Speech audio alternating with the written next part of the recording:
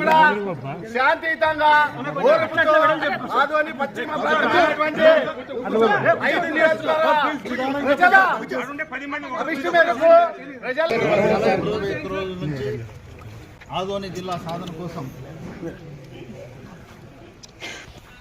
మరి ఎన్నో ప్రజా సంఘాలు అయితేనేమి అందరూ కూడా ఐకమత్యంగా రాజకీయాలకు అతీతంగా పోరాటాలు చేస్తున్నటువంటి మీ ఆవేదన ఈ ఆదోని పట్టణవాసిగా నాకు అన్నీ నేను చూస్తున్నాను. మీరు చేసినటువంటి ధర్నాలు బంద్ ఈ కార్యక్రమాలన్నీ కూడా ప్రింట్ అండ్ ఎలక్ట్రానిక్ మీడియా కూడా నేను అబ్జర్వ్ చేస్తున్నాను. దీనికి సంబంధించి ఇప్పుడు మీరు వచ్చారు, ఇప్పుడు మీరు ఆవేదన చెప్పారు. మీరు ఆదోని జిల్లా సాధన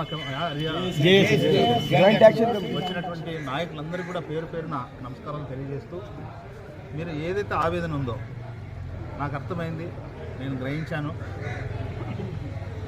మీరు ఏ ఆవేదనతో ఇవన్నీ చెప్తున్నారో కూడా పూర్తి స్థాయిలో నాకు అవగాహన ఉంది. తప్పకుండా త్వరలో నిన్ననే నేను ముఖ్యమంత్రి గారి నుంచి వచ్చాను. ఈ ఇయర్ ఎండింగ్ కాబట్టి 2, 3 తేదీల్లో మళ్ళా విజయవాడ పోయి ఖచ్చితంగా ముఖ్యమంత్రి గారికి మీ ఆవేదన ఏదైతే ఉందో ప్రతి పూసిగుచ్చినట్లు మీరు మాట్లాడిన ప్రతి అంశాన్ని కూడా ముఖ్యమంత్రి గారి దృష్టికి తీసుకువెళ్ళి మరి ఈ సమస్య పరిష్కారం కావడానికి ఏం చేయాలనేది కూడా ఖచ్చితంగా ఆలోచన చేస్తాం.